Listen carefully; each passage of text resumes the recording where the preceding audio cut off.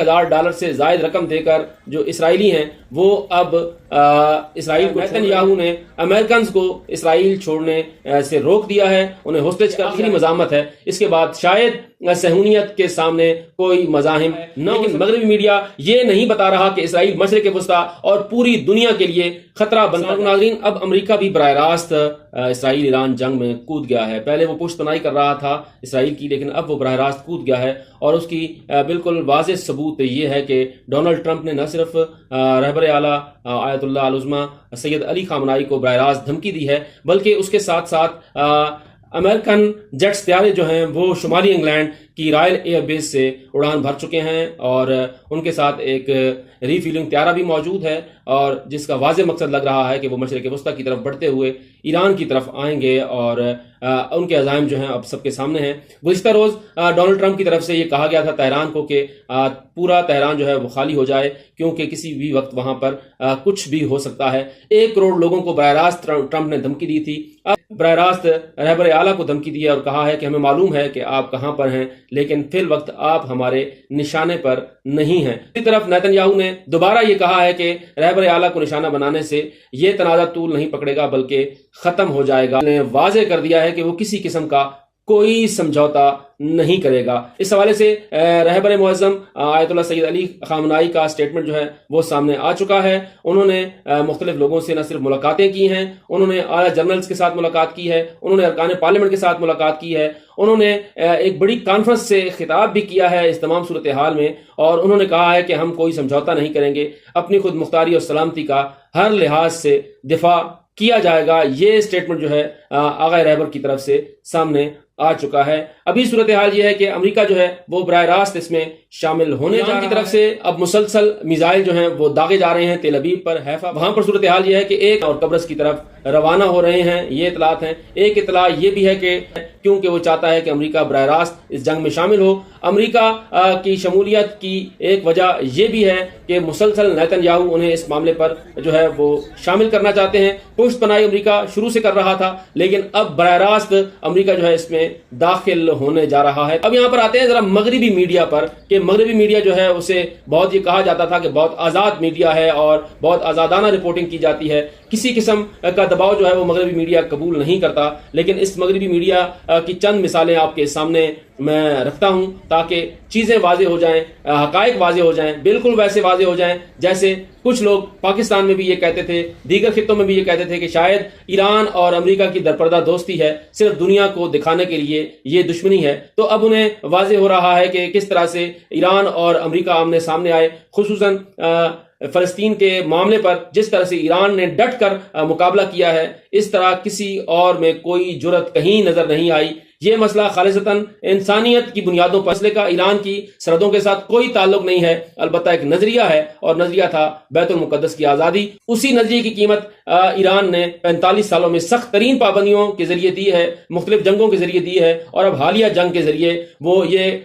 قربانی جو ہے وہ دے رہا ہے۔ ایک بڑی قربانی اب تک ایران دے چکا ہے، آرمی چیف سمیت، پاسداران انقلاب کے سربراہ سمیت بڑی لوگ جو ہیں وہ شہید ہو چکے ہیں اس مارکہ میں، لیکن اس کے باوجود ایران کی طرف سے، رہبر اعلیٰ کی طرف سے یہ کہا گیا ہے کہ ہم ڈٹ کر کھڑے ہیں، اور اب ایسا محسوس ہو رہا ہے کہ یہ اس خطے کا آخری آپ یہ کہہ سکتے ہیں کہ کرنل قذافی کے وہ جملے آج یاد آ رہے ہیں جو انہوں نے کہا تھا کہ جو لوگ یہ سمجھتے ہیں کہ وہ اسرائیل کے ساتھ تعلقات قائم کر کے اپنی چیزوں کو بہتر کر لیں گے، تو وہ یہ یاد رکھیں کہ گریٹر اسرائیل جو ہے اس کا منصوبہ ہے، اور آہستہ آہستہ لبنان، شام، لیبیا، مصر تک کے جو علاقے ہیں، شمالی افریقہ کے جو علاقے ہیں، ان پر اسرائیل جو ہے وہ قابض ہوگا، اور اب اس کے جو عزائم ہیں وہ بالکل کھل کر سامنے آ رہے ہیں، جس طرح سے شام میں اس نے کیا، جس طرح سے لیبیا میں اس نے کیا، جس طرح سے لبنان میں اس نے کیا، جس طرح سے یمن پر بمباری جو ہے وہ کی جا رہی ہے، جس طرح سے عراق کو تاراج کیا گیا، اور اب ایران کے اوپر جو ہے بمباری کا سلسلہ کیا جا رہا ہے، ایران کے اوپر حملہ آور ہے۔ ایران نے واضح اور دو ٹوک الفاظ میں کہا ہے کہ ہم ڈٹ کر کھڑے ہیں اور کھڑے رہیں گے۔ میں نے آپ کو جیسے کہا کہ مغربی میڈیا کے حوالے سے بہت کہا جاتا تھا کہ وہ بہت آزاد میڈیا ہے، تو اس کی چند جملے سماعت فرمائیں کہ اس کی آزادی، ہمارے دوست نے ایک تحریر ہمیں بھجوائی ہے، تو میرا ارادہ تھا کہ آپ کے ساتھ وہ تحریر شیئر کی جائے۔ مغربی میڈیا یہ تو بتا رہا ہے کہ تہران خالی ہو رہا ہے، لیکن مغربی میڈیا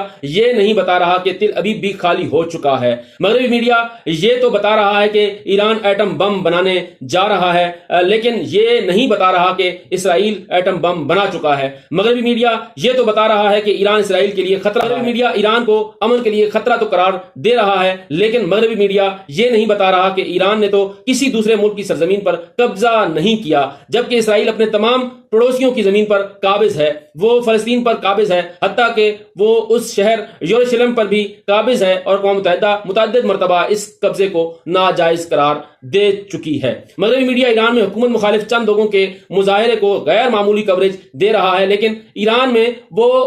حکومت کے حق میں نکلنے والے مظاہرین نہیں دکھاتا، وہ کلومیٹرز پر محیط جلسے جو ہے وہ نہیں دکھاتا۔ مغربی میڈیا کہیں پر بھی چھوٹی سی بات کو جو ہے وہ ایک بڑا کر کے پیش کرتا ہے، لیکن مغربی میڈیا نیتن یاہو کے خلاف اسرائیل میں ہونے والے مظاہروں کو نہیں دکھاتا۔ مغربی میڈیا فلسطین کے علاقوں میں ناجائز طور پر گھس کر آباد ہونے والے یہودیوں کو اقوام متحدہ کی قوانین کی پامالی کے باوجود اور غاصب نہیں لکھتا، لیکن مغربی میڈیا جو اپنی آزادی کے لیے جنگ لڑتے ہیں انہیں دہشت گرد میڈیا یہ تو گن گن کر بتا رہا ہے کہ ایران کا فلاں ٹارگٹ اسرائیل نے ہٹ کر دیا، لیکن مغربی میڈیا یہ نہیں بتا رہا کہ ایران نے موساد کا ہیڈ کوارٹر یونٹ نمبر 2800 ہٹ کیا ہے۔ مغربی میڈیا یہ نہیں بتا رہا کہ اسرائیلی فوج کا جنرل سٹاف ہیڈ کوارٹر بھی ہٹ ہوا ہے۔ میڈیا یہ بھی نہیں بتا رہا کہ اسرائیل کی وزارت دفاع کو نشانہ بنایا جا چکا ہے۔ مغربی میڈیا یہ بھی نہیں بتا رہا کہ اسرائیل کی بایولوجیکل ویپن کی فیکٹری تباہ کی جا چکی ہے۔ وہ یہ بھی نہیں بتا رہا کہ اسرائیل کا نواتم ایئر بیس ہٹ کیا جا چکا ہے، رمال ڈیوڈ ایئر فیلڈ تباہ کیا جا چکا ہے، اور حیفا کی آئل ریفائنری مکمل طور پر تباہ ہو چکی ہے۔ جس علاقے کو اقوام متحدہ نے مقبوضہ فلسطین قرار دے رکھا ہے، مغربی میڈیا اس کو بھی اسرائیل کا حصہ قرار دے رہا ہے۔ اس سب کے باوجود مغربی میڈیا وہ سب کچھ بتا رہا ہے جو اسرائیل کی حمایت میں جاتا ہے، لیکن مغربی میڈیا وہ بالکل نہیں بتاتا جو مسلمانوں کی یا حالیہ صورتحال میں ایران کی فیور میں کچھ جاتا ہو۔ مغربی میڈیا ایران کی ایک چھوٹی چھوٹی غلطی کو سامنے رکھ کر اس کے اوپر تجزیات کر رہا ہے، لیکن مغربی میڈیا کو اسرائیل کے اور امریکہ کے بلنڈرز نظر نہیں آتے۔ تو اب دنیا کو زیادہ دھوکہ نہیں دیا جا سکتا۔ اب ڈیجیٹل دور میں آپ کسی کو زیادہ دھوکہ نہیں دے سکتے۔ علم ہو چکا ہے کہ حقائق کیا ہیں اور جھوٹ کیا ہے، اور قرآن نے واضح کہا تھا کہ جب حق آتا ہے تو باطل کو بھاگنا پڑتا ہے، باطل بھاگنے پر مجبور ہو جاتا ہے، اور وقت نے ثابت کر دیا ہے کہ اس وقت حق کہاں پر ہے اور باطل کہاں۔ یہاں پر آخر میں ایک بات کرتا چلوں کہ چینی صدر کے حوالے سے ایک ٹویٹ گردش کر رہا ہے، اور یہ کہا جا رہا ہے کہ انہوں نے امریکہ کو براہ راست دھمکی دی ہے، اور یہ کہا ہے کہ دنیا امریکہ کے بغیر بھی آگے بڑھ سکتی ہے۔ انہوں نے ماضی کی شاندار حکومتوں کی مثالیں دیں، شاندار بادشاہتوں کی مثالیں دیں، اور یہ کہا کہ جب وہ نہیں رہیں تو یہ اقتدار جو سپر پاور کا اقتدار ہے، امریکہ کا اقتدار ہے، یہ بھی نہیں رہنے والا۔ لیکن اس پوسٹ کی ابھی تک تصدیق نہیں ہو سکی ہے۔ چین کی طرف سے اس سٹیٹمنٹ کی کوئی تصدیق نہیں ہو سکی ہے۔